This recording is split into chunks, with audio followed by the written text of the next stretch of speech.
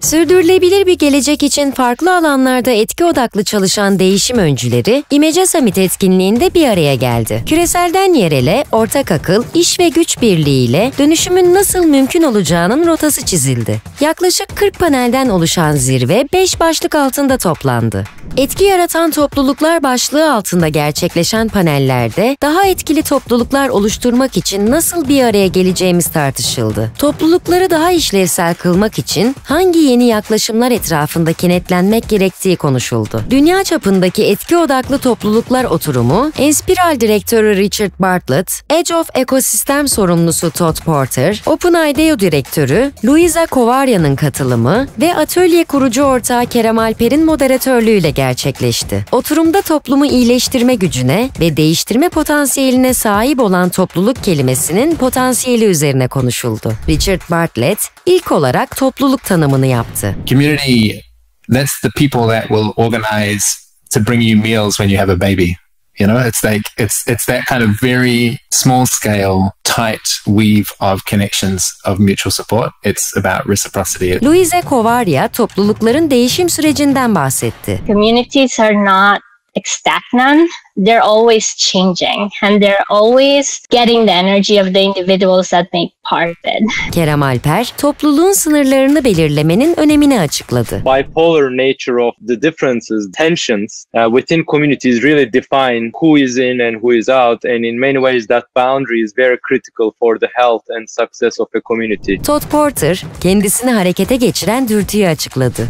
I think, the issues of our time change over time, but the ones that we have now feel like where I want to be, with a lot of other people who have a collaborative, communal sense of we're all in this together on this planet. Sosyal inovasyon için tasarım yaklaşımını dönüştürmek, topluluğa sahiplenme kültürü kazandırma oturumu, IDEO.org kurucu ortağı ve CEO'su Jocelyn Wyatt'in katılımıyla İstanbul Bilgi Üniversitesi öğretim görevlisi, gazeteci ve yazar Fatoş Karahasan'ın moderatörlüğünde gerçekleşti. Oturumda geleceğe etki edecek sosyal tasarım projeleri hakkında konuşuldu. Oturum sonunda Jocelyn Wyatt, geleceğe etki yaratmak için bireylere düşen görevleri sıraladı. I think there's lots of important things that we can do. I think we need to vote and select our political leaders who can represent us and make the changes in the world that we know are necessary. I think we can donate and financially support organizations that we believe are doing the work that needs to be done and support the communities. I think we can frequent local businesses that are owned by women and people of color and refugees and immigrants. I think we can volunteer our time or dedicate our professional experience or life to it. I think we can share the stories of people on the front lines who are doing the really courageous and critical work. Wyatt, bu gibi küçük adımların zamanla toplumu dönüştürecek niteliğe sahip olduğunu ifade etti. Sistem dönüşümü panel oturumunda Ashoka Türkiye Eş Direktörü İstem Akalp moderatörlüğü üstlenirken, TEİT kurucusu Mehmet Atakan Foça ve Köy Okulları Değişim Ağı Koordinatörü Mine Ekinci konuşmacılar arasında yer aldı. Oturumda iki sosyal girişimci, kendi kurumlarında sistem dönüşümlerine dair yürüttükleri çalışmalar ve kazandıkları deneyimleri paylaştılar. İstem Akalp, sistemi neye göre dönüştürmek gerektiğini açıkladı. Sistemi dönüştürmek için bu rolleri, ilişkileri, kuralları ve tabii kaynakları dönüştürmek gerekiyor ve bunları belli noktalarda hepsini planda yapamayacağımıza göre, ihtiyaca göre dönüştürmemiz gerekiyor. Mehmet Atakan Foça, işbirliğinin önemini vurguladı. Hiçbirimiz tek başına kocaman bir sistemi dönüştüremeyiz. Dolayısıyla işbirliklerine ihtiyacımız var. Ekosistemde farklı aktörlere ihtiyacımız var.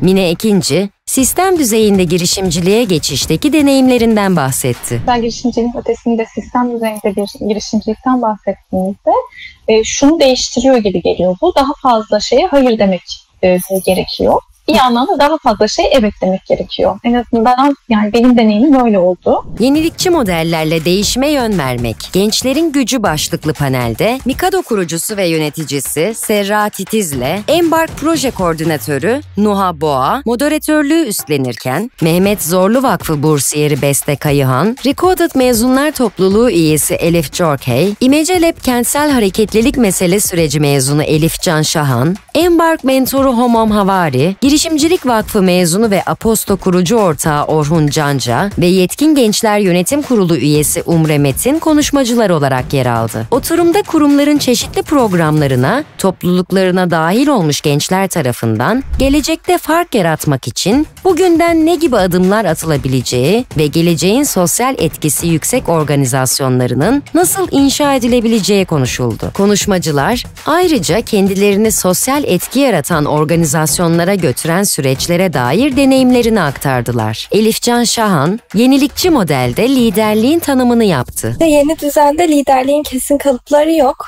Geleneksel yaklaşımlarda belirli pozisyonda yer alan kişiler için söylenen kalıplar olsa da bence değişen dünyada dönüşüme ayak uydurabilen, yenilikçi, sosyal meselelere karşı duyarlı ve nerede, nasıl bir pozisyonda, nasıl koşullarda oluyorsa olsun fark yaratmaya, etki yaratmaya çalışan bir liderlik anlayışı var.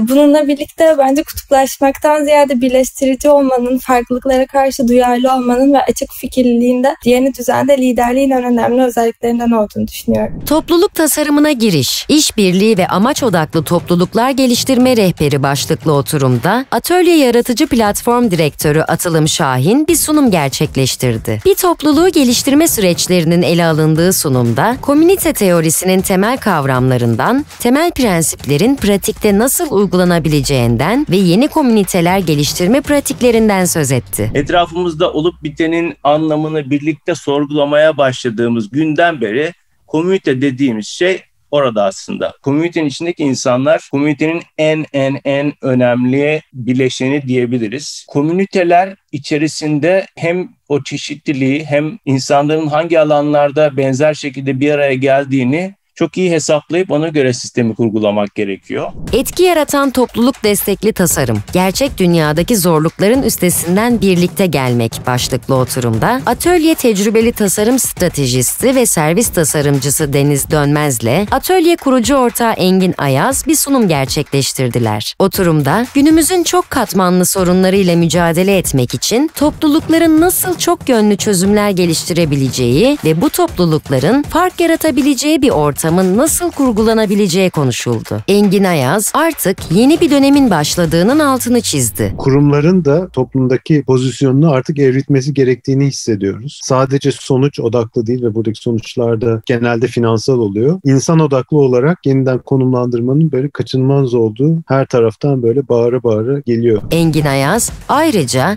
topluluk destekli platform oluşturmanın 5 temel bileşenini açıkladı. İnsanların kim olduğu, kimler var ve bu en başta geliyor. Neden varoluş var? Bu amaca geliyor. Nasıl ilerliyor, nasıl işliyor? Bu sistemlere geliyor. Nasılın sistemlerle birlikte dengelenen bir deneyim kısmı var ve aynı zamanda da yine nasılın biraz zamana yayılan büyüme stratejisi, ölçeklenme stratejisi veya etki stratejisi nedir soruları var. Belleksiz ve bedensiz bir kültürde hayatta kalmak. Döngü ve ilişki odaklı öğrenen topluluklar. Oturumunda çember kolaylaştırıcısı eğitmen, yazar Filiz Telek ve Atölye Akademi yöneticisi eğitmen Mert Çetinkaya panelist olarak katıldılar. Oturumda geleceğe etki teması etrafında kendi kişisel felsefe ve görüşlerini paylaştılar. Mert Çetinkaya gelecek etki hayalini açıkladı. Belki bütün insanlık türünün ortadan kalktığı noktada da hayat ve dünya ve evren olmaya devam edecek ve bir şeyleri tamir etme aciliyetinden kendimizi